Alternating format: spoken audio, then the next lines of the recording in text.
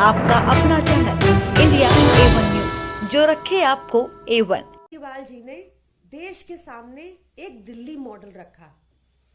इस दिल्ली मॉडल में देश में सबसे कम महंगाई है और हाईएस्ट पर कैपिटा इनकम है। इस दिल्ली मॉडल में 200 यूनिट बिजली फ्री है और उसके ऊपर देश की सबसे सस्ती बिजली है। इस दिल्ली मॉडल में पिछले 10 साल में लगभग 30 फ्लाईओवर रेडी हो चुके हैं, जो एस्टिमेटेड कॉस्ट के नीचे थे और 557 करोड़ की बचत हुई।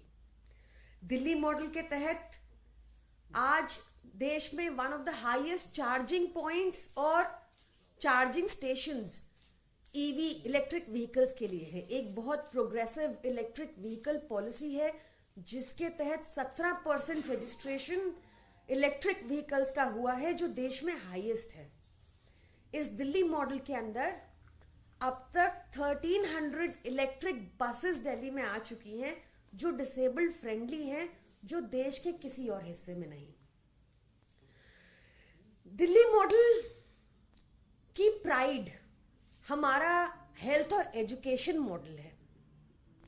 दिल्ली के लोग और दिल्ली की सरकार एजुकेशन को, शिक्षा को बहुत महत्व देते हैं।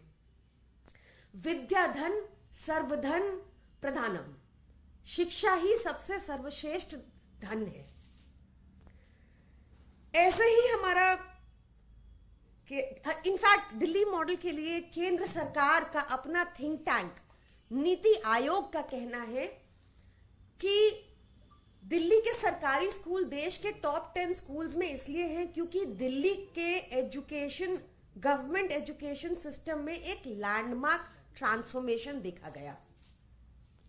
ऐसी ही तारीफ हमने प्रणब मुखर्जी, स्वर्गीय ex president honourable Pranab Mukherjee ji से भी दिल्ली के सरकारी स्कूलों की सुनी थी। और जब first lady Melania Trump India आई थी, तो उनको भी दिल्ली के सरकारी स्कूल ही देखने को भेजा गया था।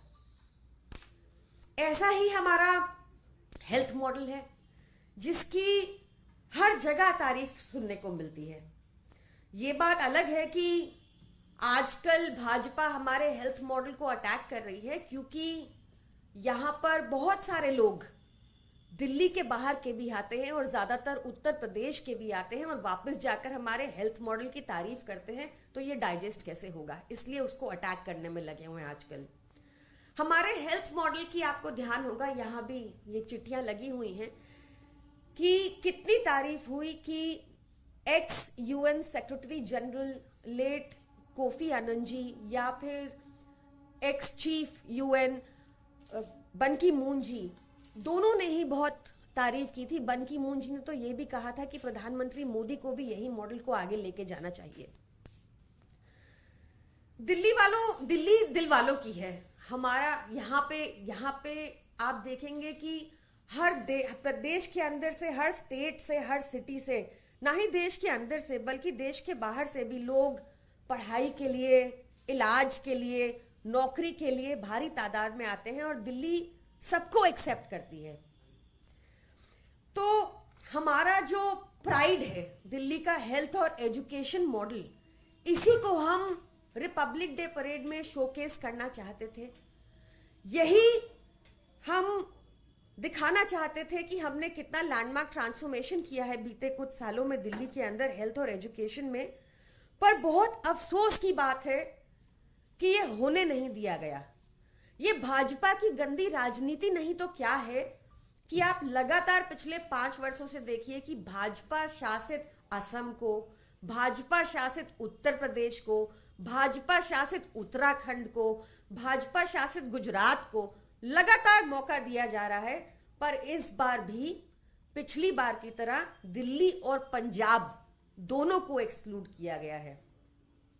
आई विश कि प्रधानमंत्री मोदी का भी दिल दिल्ली वालों जितना बड़ा होता और वो हमें ये शोकेस करने का मौका देते गणतंत्र दिवस पर।